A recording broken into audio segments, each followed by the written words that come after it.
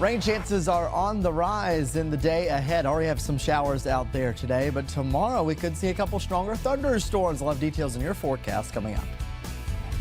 Plus, the Port City has a brand new mayor. We have the full results of the mayoral runoff and much more. Chaos in the courtroom after Ryan Root was found guilty for plotting to assassinate President Trump. I'm Dana Marie McNichol in Fort Pierce. I'll have more details coming up. First on the Gulf Coast with breaking news and weather. Fox 10 Midday starts now. Well, good morning to you and welcome into Fox 10 Midday on this Wednesday. I'm Ashlyn Mitchell. I'm meteorologist Nicholas Sorrell. So I've got energy now. I know. You have some pep in your step. I did not have energy during Studio 10. So I've been like right before I was like doing jumping jacks trying to get myself going. I'm excited though. Yeah. Because we have some rain on the radar right now. We need it. Awesome. Yeah. And I think by the end of tomorrow and early on Friday, we could get around an inch or two of rain across the entire area. So very beneficial. Yeah. Very dry conditions right now. It is very hot out there though. This afternoon, and it's something we've been talking about all morning, even if you're watching Good Day Gulf Coast, like it is muggy out there.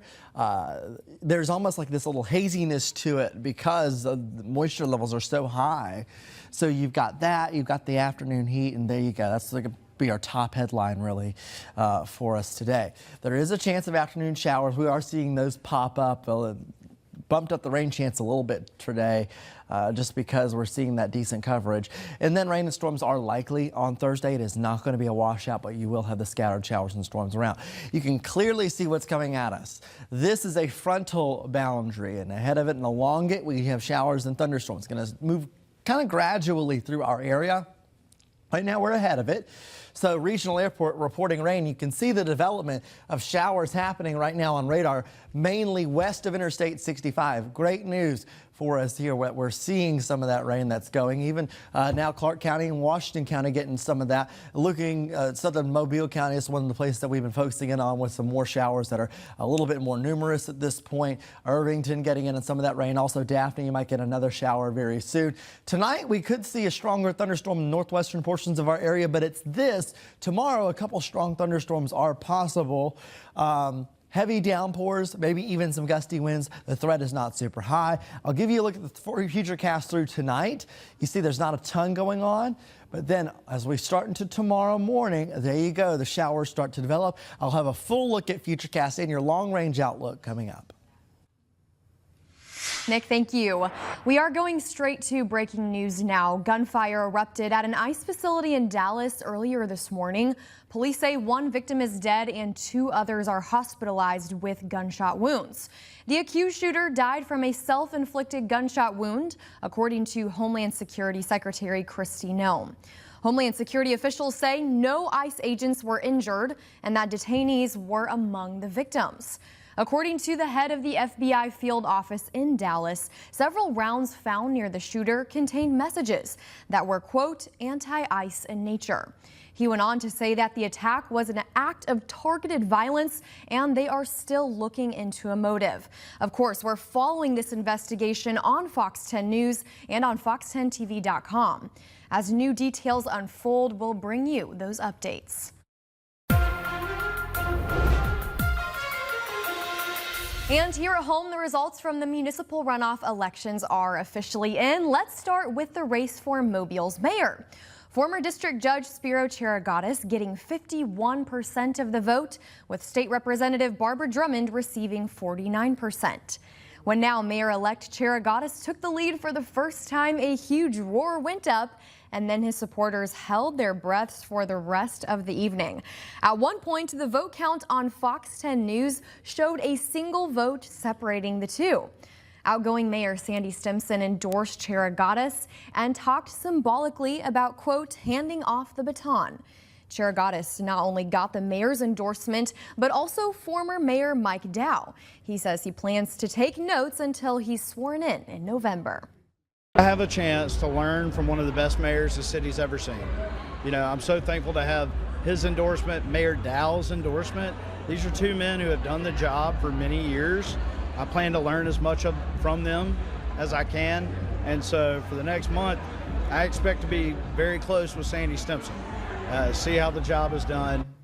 Well, it wasn't quite the night Representative Barbara Drummond was hoping for, losing such a tight race for the next mayor of Mobile, but the party went on.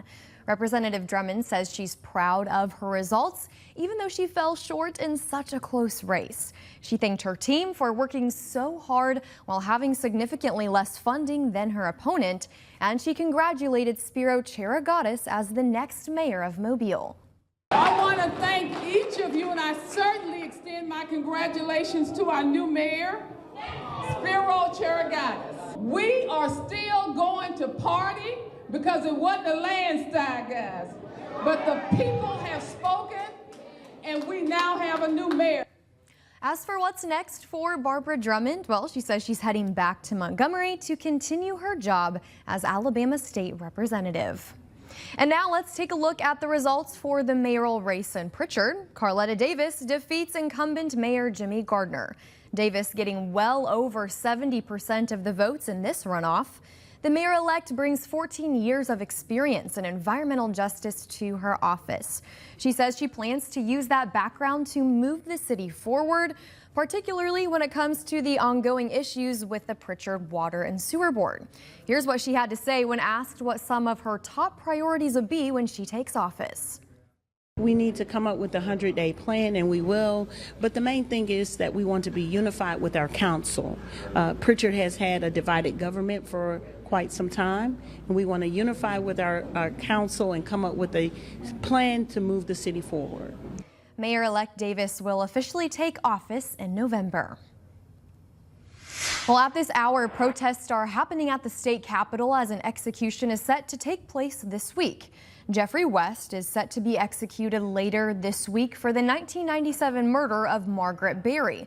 But Berry's son, Will, stood alongside groups advocating for the halting of his execution. Berry walked with anti-death penalty advocates to deliver petitions to the governor's office, asking her to reconsider the sentence.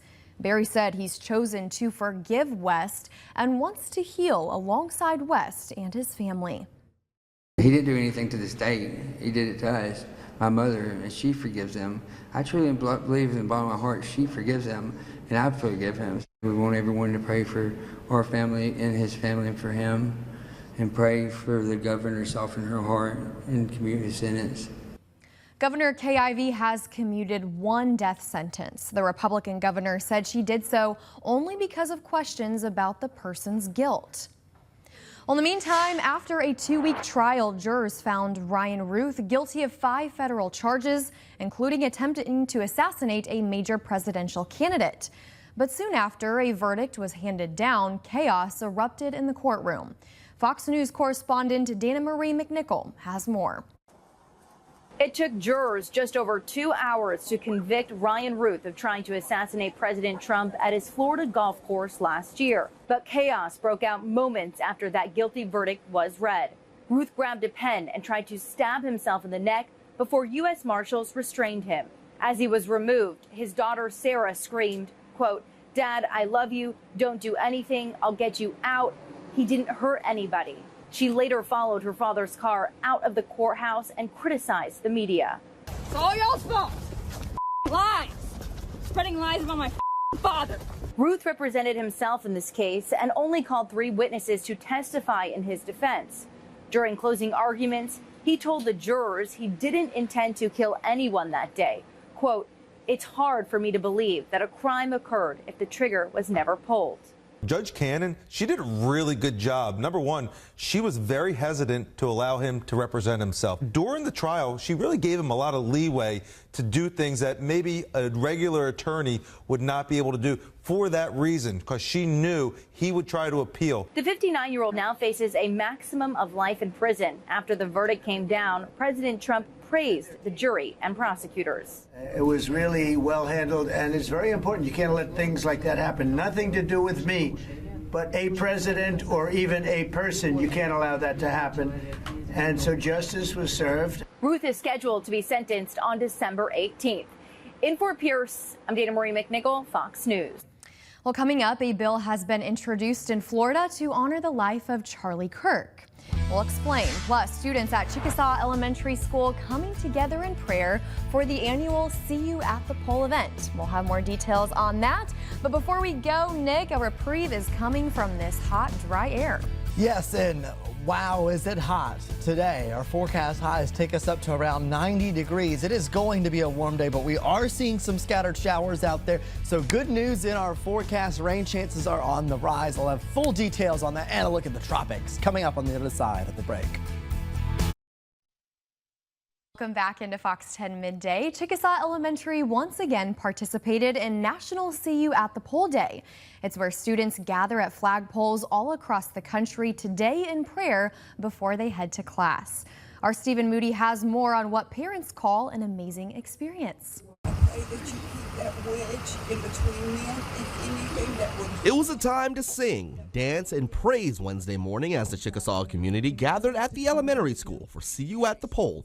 It's a yearly event where all of the above ask for blessings for the new school year. We had different members of our community that prayed different portions of a prayer, and when we put it all together, it's called the Power Prayer for our kids. And the parents can take the cards home, and it's a quick reminder of how powerful that prayer really is. And yes, even the students were involved. Some even shared what they learned and what they'd teach other kids. I told them to always be nice to each other and never like say disrespectful things if like they didn't do nothing to you. And for former students, it was an opportunity to come back and to give back. It's just super, I guess nostalgic's the word, just to come back here and see the old campus where I grew up and learn to appreciate God, because I go to the church a couple blocks down and I still go there to this day. And it's just wonderful to be able to be here and see how our community has grown. God, we do not take that for granted. God. Leaving everyone with a positive message. I hope you always pray for God and you have a good day. Stephen Moody, Fox 10 News. A day of changes on the Gulf Coast. Lovely looks down at the beach right now. Wow, that water is so clear and so beautiful. With low risk rip currents today at Pensacola Beach view, that's about as good as it gets. Wow, love those views from the coast. Beach day, not a bad idea. It's hot. 87 degrees for our forecast this afternoon in Gulf Shores, 87 in Pensacola, Navarre, Destin. 90 in Crestview, 89 in Mobile, 91 in Monroeville. This is our top priority, top focus right now. The heat this afternoon, pretty noticeable, and it's also very humid out there. There are also rain showers happening today. So we have a 40% chance of rain through the rest of the day. That'll ramp up. Overnight, we could see some scattered showers. I think this 50% really starts to happen early on our Thursday morning, very early, like pre-dawn. And then through the day on Thursday into Thursday night, it is scattered showers and some thunderstorms, a couple of which could be strong. By Friday morning, we have a rain chance as the front is working through, and then it starts to clear out by the end of the day. This is associated with a true cold front. And for the first time in a long time, the Storm Prediction Center is outlooking a risk of severe weather ahead of the front. It's something that we see pretty regularly in the fall and early winter here, as that is more of a severe weather season for us. Here we go. The first time we see our area clipped in a marginal level 1 out of 5 risk for severe weather. That is valid today and tonight, Wednesday night into early Thursday morning. A couple of thunderstorms could be strong, producing gusty winds. It is not a major threat. Then on Thursday, marginal risk also for the entire Fox 10 viewing area. The main threat being a thunderstorm that could produce some strong winds. They would be very isolated, strong thunderstorms that they do develop, but scattered thunderstorms will be the story. So just generic stuff like we would typically see with a normal thunderstorm. This is what the futurecast looks like. Through the rest of the afternoon, there could be a couple thunderstorms. We'll keep an eye on it for you, especially in our inland northwestern counties, Greene County, Washington, Clark County. Then you look at Wednesday into Thursday, this is the overnight period, isolated showers possible. Very early in the morning, we start to see showers developing. This model says along the coast. Location could vary here, but then looking at the forecast, into the afternoon and evening. Scattered thunderstorms rolling through. This lasts all the way until the early morning hours on Friday. There's those rain showers continuing, a couple thunderstorms, then it clears out at the later morning and into the midday hours on Friday. So 89 degrees with scattered thunderstorms today, tonight, a chance of a rain shower possible there. Tomorrow, we are dealing with scattered thunderstorms. A couple of them could be strong, with the forecast highs pulling down very slightly into the 80s. Here's that 7-day outlook. Front passes, then drier air for the weekend. Temperatures in the upper 80s, morning temperatures in the 60s, feeling a lot better, but it will start to get warm again as we get into next week. Nick, thank you. New on midday this morning, Mississippi Auditor Shad White is accusing several nonprofits in the state of wasting taxpayer funds. He's releasing a report showing how these nonprofits spend money on, quote, bloated employee salaries, gift cards, gym memberships, and other questionable expenses. White says that the Mississippi Department of Health paid over $250,000 to the nonprofit known as My Brother's Keeper. He says that an analysis found questionable expenditures from the nonprofit, including underspending on providing services and overspent paying salaries to its own employees. In total, 55% of the subgrant paid for My Brother's Keeper employee salaries and administration. The auditor also accuses other nonprofits of doing the same thing. Otherwise, what we're seeing over and over again is dollars going to a nonprofit, and then they'll buy $7,000 worth of gift cards, but can't tell the government who got those gift cards. That doesn't necessarily mean there is fraud, but there's a lot of smoke there, and it raises the concerns of any normal taxpayer who's hearing that. The findings of this audit will be reported to the Mississippi Attorney General's office next. Well, from rising bills to questions about where the money goes, the property tax debate at the state capitol continues. Florida state lawmakers got details about how cities and counties are actually using those taxes. Cities and counties walked them through their budgets, explaining that much of the money is locked in by law.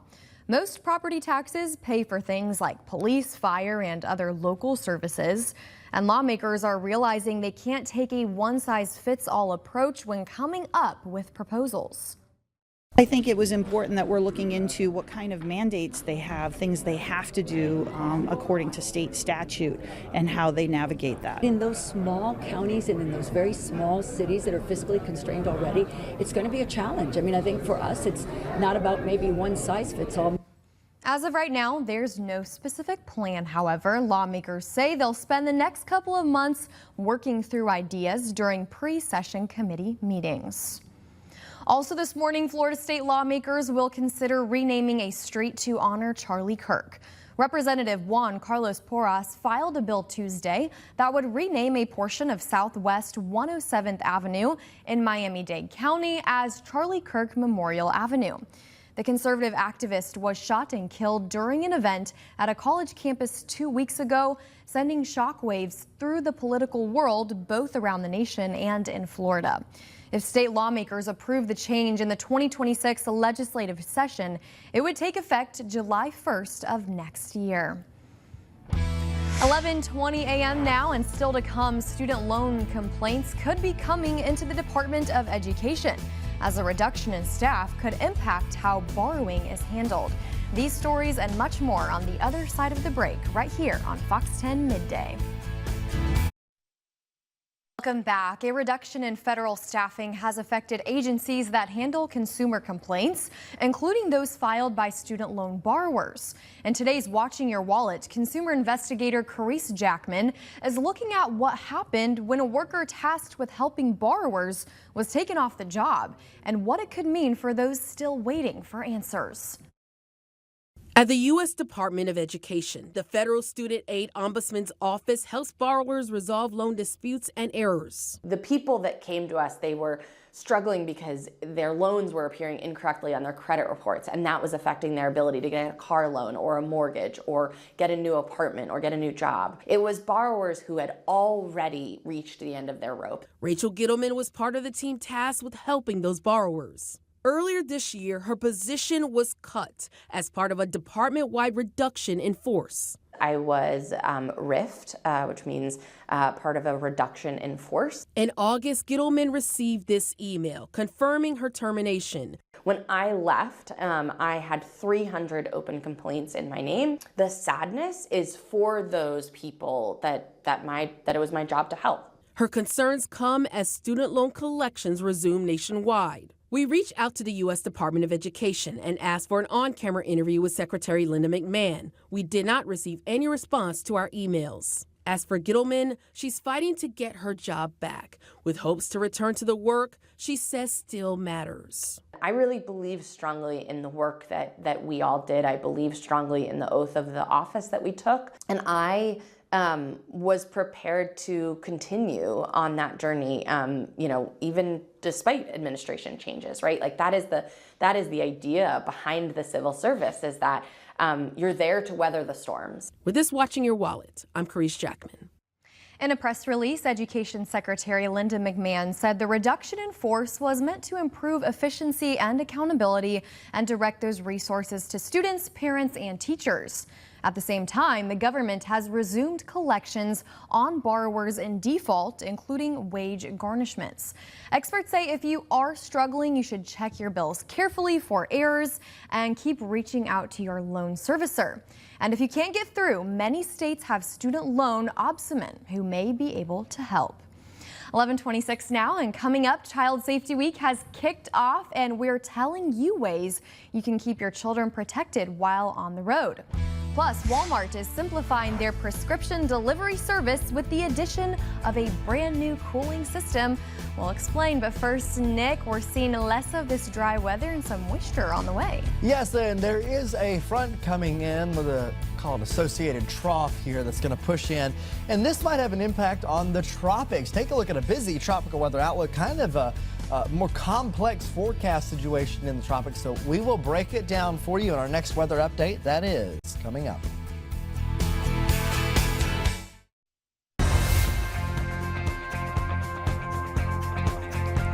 Well, fall is officially in full swing at Bellingrath Gardens. Our Vanessa Pacheco was there today with a preview of the great Bellingrath harvest. It's beautiful. Take a look.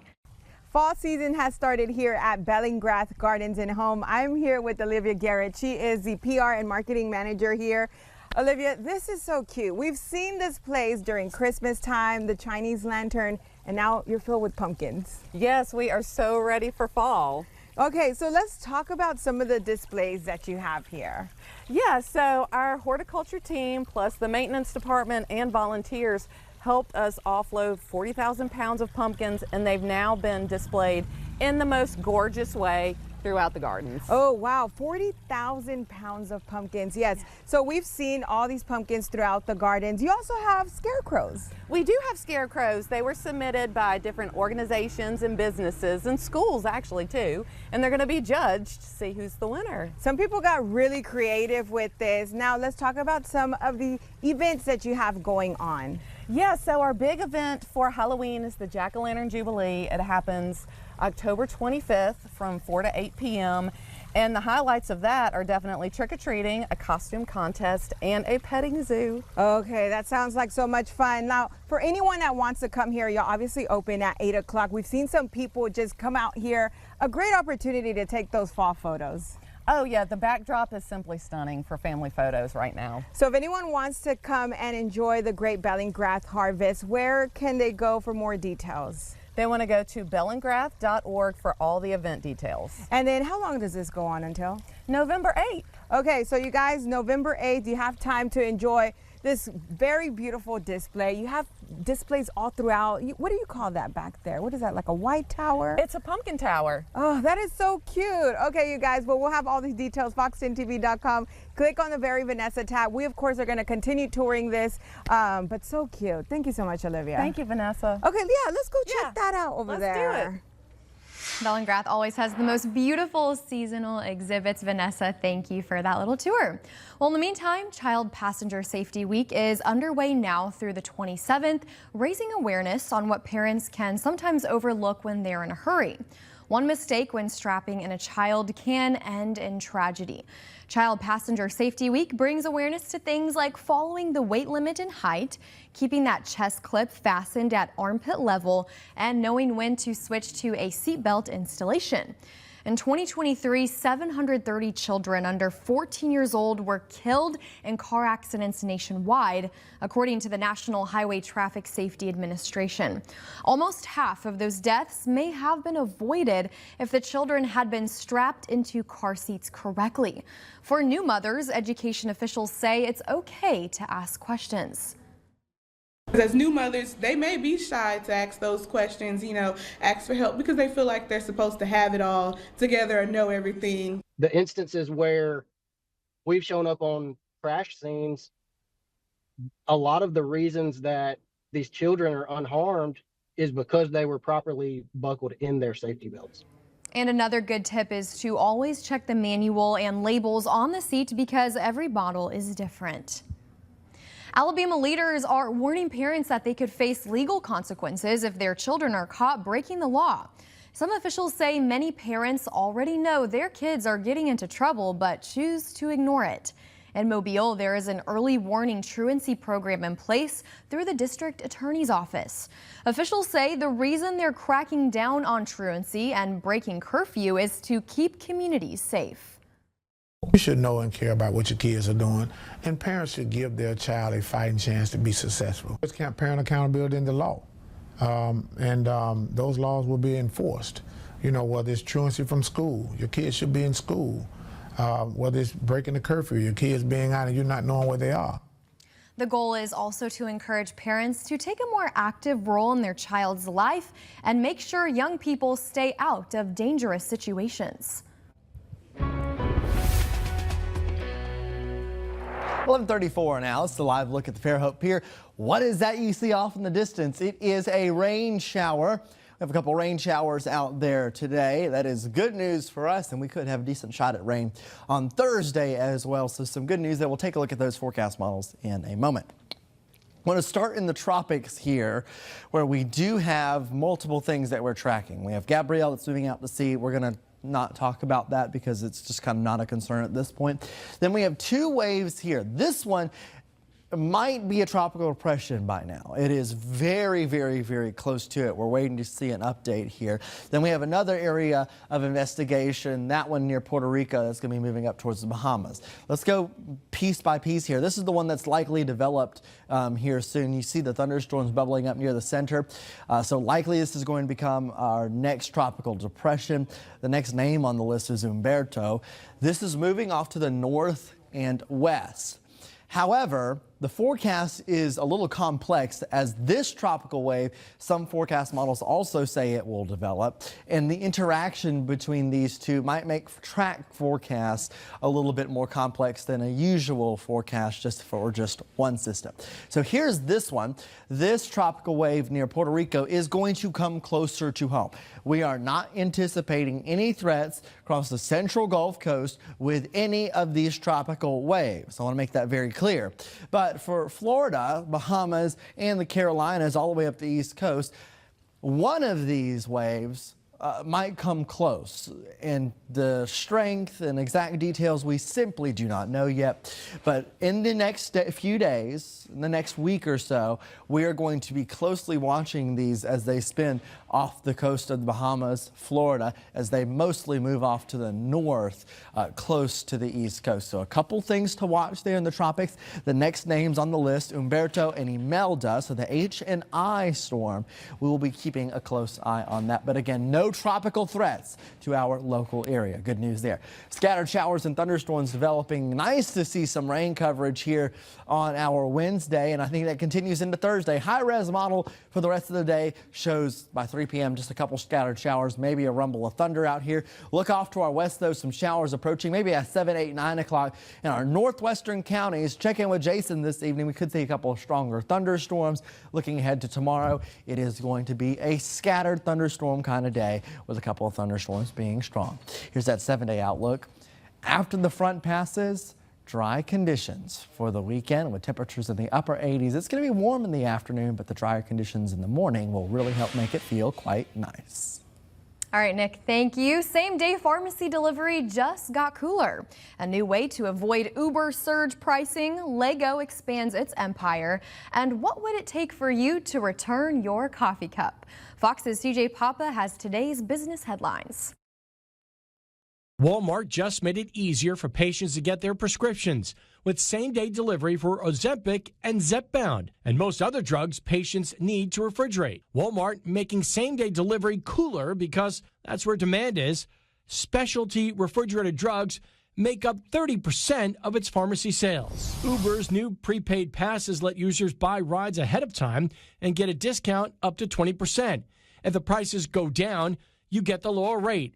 This is a way for riders to get around surge pricing and Uber to communicate it's known for value. Lego is buying 29 Discovery Centers from theme park operator Merlin Entertainments. The deal is worth nearly $270 million. The centers feature Lego building zones, creative workshops, and stores. They are located around the U.S. and in many other countries. And the single-use coffee cup could be on the way out. Cities and venues are looking for the best way to get Java lovers to return reusable cups instead of tossing them out.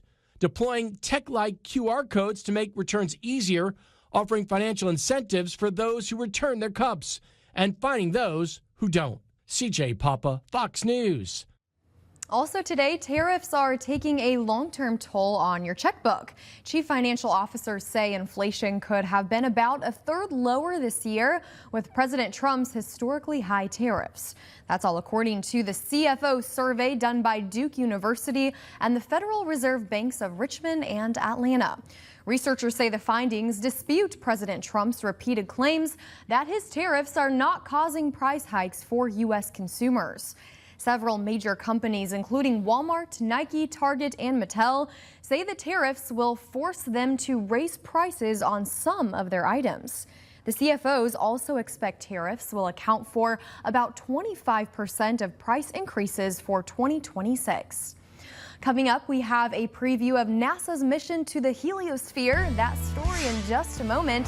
Plus, one woman wins big from the lottery and displays a random act of kindness to those less fortunate. An effort to better understand the cosmic shield that surrounds the solar system is underway. It's called the heliosphere, and it's basically a big bubble that protects planets, including Earth, from cosmic radiation that surrounds the Milky Way. Okay, the NASA mission is called the Interstellar Mapping and Acceleration Probe, or IMAP. It will take a close look at how solar wind is formed and its reactions with the interstellar space around the heliosphere. Researchers say the IMAP will give scientists information that could help predict solar storms more accurately. This will have no bearing on weather forecasts per se, will it? This is space weather. Right. So actually, the Space Weather Prediction Center is actually a branch of the National Weather Service, and they are space meteorologists essentially, and one of the primary things that they track is solar wind, so energy coming off of the sun. Right. Heliosphere is what protects Earth. Right. Understanding that more would give us serious help in predicting solar storms. The interesting thing about it is a lot of times we do not know the true strength of solar storms until, got to think that solar energy travels from the sun to Earth. Right. I forget the distance, but once it hits our satellites, that's when we know how strong it is. But our satellites are actually, relative to the distance from the sun, not that far away. So it really does affect us in a way. Yes, this is something that is a very beneficial thing. So I'm excited to hear about it. I look forward to seeing their findings for sure. All right, a major milestone for Michelob. Michelob Ultra is crowned the top-selling beer in America. All right, the beer made by Anheuser-Busch surpassing the reigning king, Modelo Especial, in the U.S. to grab Especial. You can tell I don't drink beer. I don't either. I don't either. I've just seen the ads. So that sounds a little weird. Michelob's heavy marketing investment into sporting events, such as the FIFA World Cup in 2028 LA Games, and a deal with soccer star Lionel Messi, be helping to propel the brand to the top. Yeah, Anheuser-Busch also said the beer's success can partially be attributed to the launch of its non-alcoholic counterpart, Michelob Ultra Zero. Interesting. Okay. They really have, I can make a statement because I watch a decent bit of soccer. Yeah. They really have made huge investments in all of that, specifically in soccer. I have visited the Anheuser-Busch factory, which is pretty incredible. It's in St. Louis, Missouri, near where I live, and very interesting to see how it's made. I'm not a big beer fan, but there's a lot of history behind that, so it's pretty cool.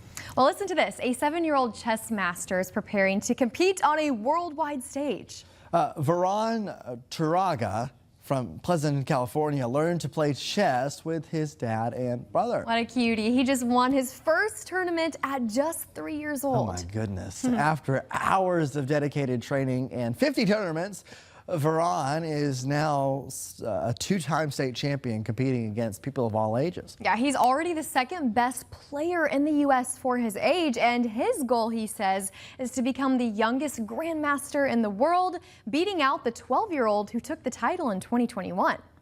His family says his next stop is the 2026 Chess World Tour Championship, scheduled for next year in Eastern Europe. Wow. If I had to face him in chess, and like he would destroy me, but I would just feel terrible. Look at that myself. focus on his face there. Chess takes a lot of strategy. I don't have a strategic bone in my body when it comes to board games. And you need to study the rules. It is all about study rules and knowing them inside and out. So. It's a craft. I'm sure we'll see him on our screens a lot more in the future. Yes. All right, a woman in Virginia uses her lottery luck to help others. Yeah, listen to this. Carrie Edwards won $150,000 in the September 8th Powerball drawing. She matched 4 of the first 5 numbers, plus the Powerball. But instead of using the money on herself, Edwards decided to donate all of her winnings to 3 charities. One charity supports those with brain disorders, another is a nonprofit farm, and the third is a Navy Marine Corps Relief Society. Each organization received $50,000. She says and hopes that it'll be an example of how, when people are blessed, they can bless other people. A great message. This is pretty incredible. There. She definitely deserved to win this for sure. Yeah, no, great to give it to those charities. Good on her for, I don't know, to not take a cent. That is right. When we were talking about the Powerball a couple weeks ago, we were like, what's the first thing we would do? Donating to charity was not the first on my list. So she definitely deserved to win. Do we have a lucky forecast, though? Very lucky. Our rain coverage today is decently boosted here. I put around 40% for our rain chance, and I think that is definitely verifying already. Here's what we have right now. You can see the scattered showers almost in a band right here. This is going to be the look that we have for the next day with scattered thunderstorms going on. Hey, how about Midtown Mobile? Almost downtown Mobile right now, getting some decent showers here all the way down the coast of the Western Shore Mobile Bay. Even some showers offshore, a rain shower in Pascagoula at this point, all the way up to Monroeville, Monroe County, Connecticut County, and Escambia County, Alabama. Atmore, you have some rain going on as well. So beneficial rain. Looking at your hourly forecast, you can see your rain chance hour by hour. Light rain begins, light rain ends. All of that stuff is on the app, so be sure to check it out if you have any outdoor plans today. The daily forecast also does break down that we have a higher rain chance on Thursday with scattered thunderstorms that are possible there. Even into Thursday night, we will have some of that. So a lot of stuff that is available on the Fox 10 weather app. Be sure to check it out. Also, we do have the videos on the app as well. Matt's full video, and you can take a look at it here. Also, don't forget to submit your pictures and videos there. So that is what we have on the Fox 10 weather app. Of course, we're tracking the rain showers. We'll keep you updated on that. We do have more coming up here on Fox 10 Midday. We'll be right back with you, though. Before you go, just take a live look at Dauphin Island. Welcome back. An unprecedented mating moment captured on camera shocked researchers when they realized it involved not a pair of endangered sharks, but a trio.